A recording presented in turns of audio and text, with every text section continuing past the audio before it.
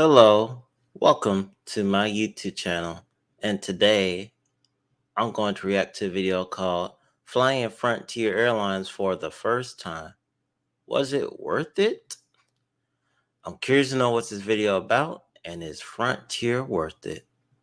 Also, when you get a chance, make sure you subscribe to my channel and like the video. All right, let's get to the video. Before we go to the airport, stopping at a spot in the OC that's pretty well known for their bun mates.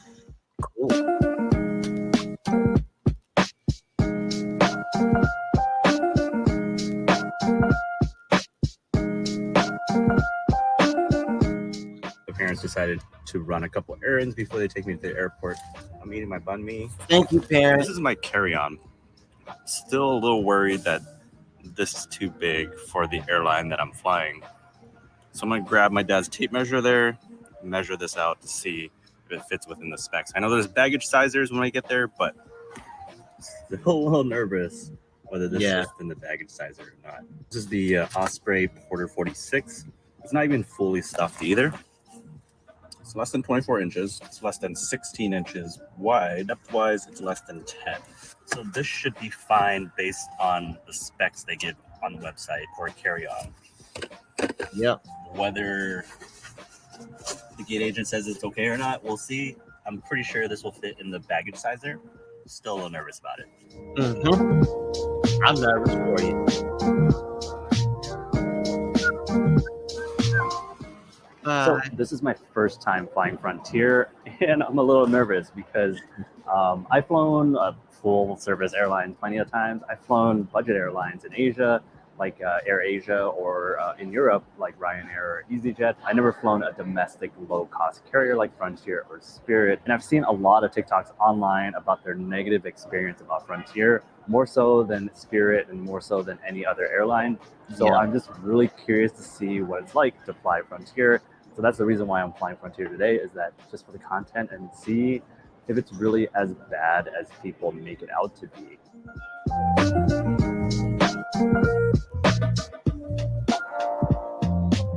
Frontier's down here. There's Allegiant, there's Spirit, and then there's also Southwest here as well. Let's go check out what the kiosk for Frontier says. I'm gonna go see if they're gonna charge me to print out a boarding pass. I have my boarding pass on my phone, but I just want to see if they're going to charge me to print out a boarding pass on the kiosk. So I find out the kiosk is to print bag tags only. If I want to check in, I should check in online. But if I want to have a human print my boarding pass, it's going to cost me $20-some. What I'm most nervous about is the baggage sizer, and that seems like what most people complain about on TikTok. I walked around the terminal here at the check-in counter, and there's no bag sizers. And so, which is kind of strange. People don't know if their personal item or their carry-on is too big or not. And so that's where like people can show up to the gate and have to pay the extra fees and stuff like that at the gate instead of paying the fees that are less here. Maybe that's one strategy they take to hit people with those fees at the gate, is that they don't put a baggage sizer out here in the terminal. Let's go through security and let's go find a baggage sizer to see if my backpack actually fits in the bag. That is crazy though, that they don't have a baggage check wait so they can do that. It's a cruel business strategy. Hey, that's how they make their money, unfortunately. Can't say anything about it. I have pre-check on my boarding pass. I'm surprised that they don't charge you extra for pre-check. Somebody lost their toothbrush. Security went really quick. I'm at gate 14, so this is 15. So 14's down that way. Let's go find a bag sizer. There's a bag sizer there. Let's ask if I can give it a try. All right, so this fits perfectly. Yeah, definitely doesn't fit in a personal item.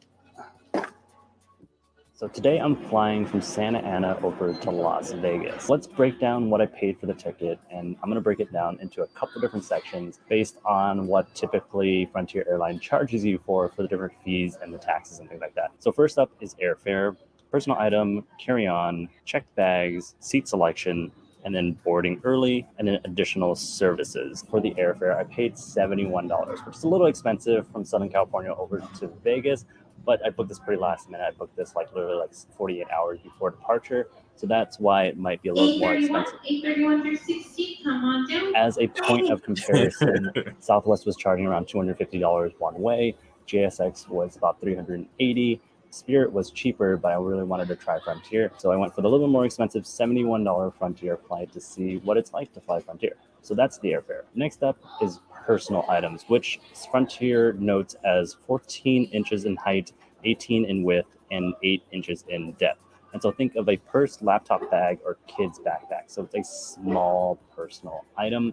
Personal items are free. Carry-on is what they typically charge for. It's $53. And the dimensions for a carry-on is 24 inches height, 16 width, and 10 inches in depth. The Genesis G70 is engineered to let you explore new limits. And it has to be under 35 pounds. So think about a typical carry-on or the backpack that I have here. This fits in the carry-on sizer or a small suitcase. But the key thing when I talk to the gate agent is that the wheels have to fit within that baggage sizer too. So they're very strict on the baggage sizer. If you purchase a carry-on when you're booking online, it's around $50. If you book it at the check-in counter, it's around $60-some. If you're charged for the carry-on at the gate, it's $99. Earlier you book your carry-on, cheaper it is. So I paid for the carry-on, which was $53 online.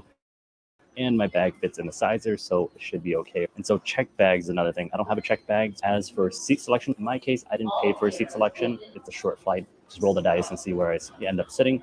Good thing I got seated in a window seat, and I think it might be one of the more upgraded seats with more legroom.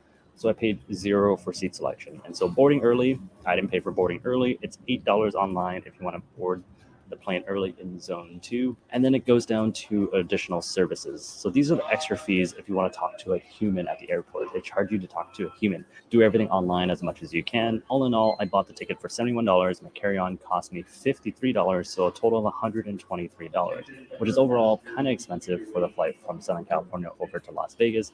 But again, I booked this pretty last minute, 48 hours before the flight. So that's the lowdown on what I paid for the ticket and all those different categories that Frontier can charge you for a fee. My flight's gonna be boarding in about 25 minutes. I'm gonna head over there and go check out what the boarding process is like.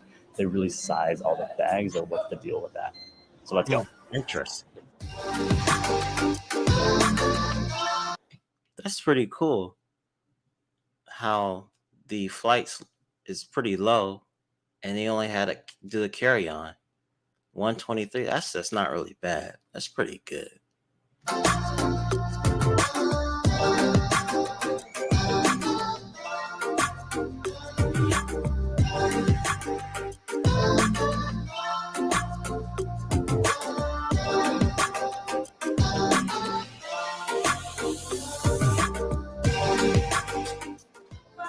The baggage size is up here. Float. On my side, right here. Okay. To my right. Awesome. You're good to go. Thank you. Bye-bye. So they didn't size anybody's bag, and from talking to the gate agent, she says that they're a little nicer here at Santa Ana Airport. So maybe this is not the full Frontier that typically people see on TikTok. I don't know. That's good. My first impressions when boarding the plane was it was surprisingly in good condition. It looked updated and well kept. The plane is a 4-year-old A320. I tried to put my bag underneath my seat and it didn't fit, so I put it in the overhead bin. Further inspecting underneath the seat, there's this thick metal bar that I've never seen on any carrier before. The bar is usually really thin and set back a little further on other airlines. I wonder if this is a Frontier Airlines thing.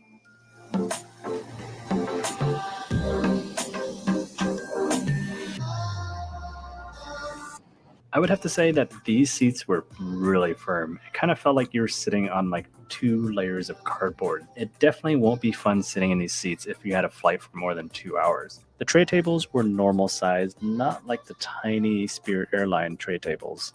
The seat back pockets had plane information and the snacks and drink menu. And those trays are Buzz bigger. balls? Alcoholic beverages were $9. Snacks were between $5 and $9. There were also soft drinks for $3.50. What was concerning to me was that I saw Dasani water for $3.50. Does Frontier really charge for water? Yes, they do. As for legroom, for me, there was a good amount of space. I'm 5'9", sitting all the way back. I had plenty of room around my knees, but then again, I'm in stretch seating, which has 3 to 5 more inches of pitch than the standard seat. I just got lucky and was assigned this seat. If I had to pay to reserve this seat, it would have cost me $60. Jeez. Okay, that's good to know.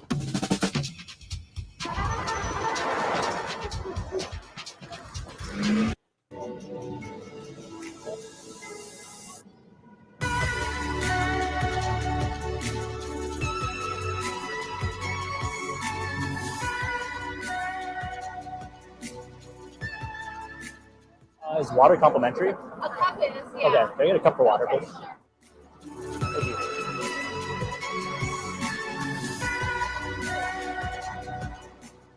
So a cup of water is complimentary, but if you want a water That's bottle, good to you know. have to pay for the water Cup of bottle. water is complimentary.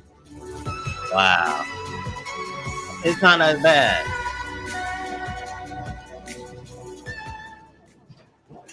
Made it. So we just landed here in Las Vegas and heading to go grab an Uber, and then I will check into the hotel and I'll tell you my thoughts about flying Frontier.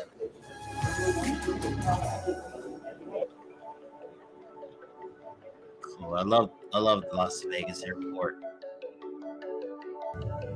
Hartsfield Jackson's number one though. Atlanta, Georgia.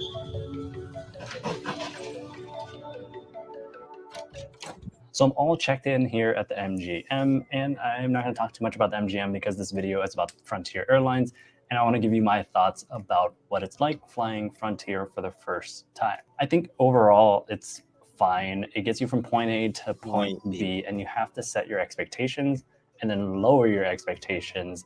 And then that's where your expectations should be set for Frontier Airlines or Spirit Airlines or some of the low-cost carriers. It's a low-cost carrier, and so you have to play by their rules. And so that means that check bag rules, personal item rules, carry-on rules. If you follow all those rules, then you'll kind of know what you're getting into. As for my flight in general, the seats were really thin. I can't imagine having to sit in those seats for 2+ hours. I got lucky and got upgraded to stretch seating without having to pay anything extra. As for the service from the flight attendant, it was just fine. I mean, it was regular service. No complaints here with the service. So would I fly Frontier again? I would fly Frontier again if the savings was there. If Frontier was 50% less than what the regular full service carriers are charging, including the bag fees and all the fees that I would have to pay. If it's anything less than a 50% savings, then I probably wouldn't fly Frontier. Set your expectations low is my advice. Frontier will get you from point A to point B. If something goes wrong, expect a show. Right. And that is today's video. I agree. Everything you said in this video. Expect your expectations low. That's the best advice. That's really nothing for me to say. But if you watch this video all the way through, make sure you give a thumbs up in the comment section. Thank you. Have a nice day.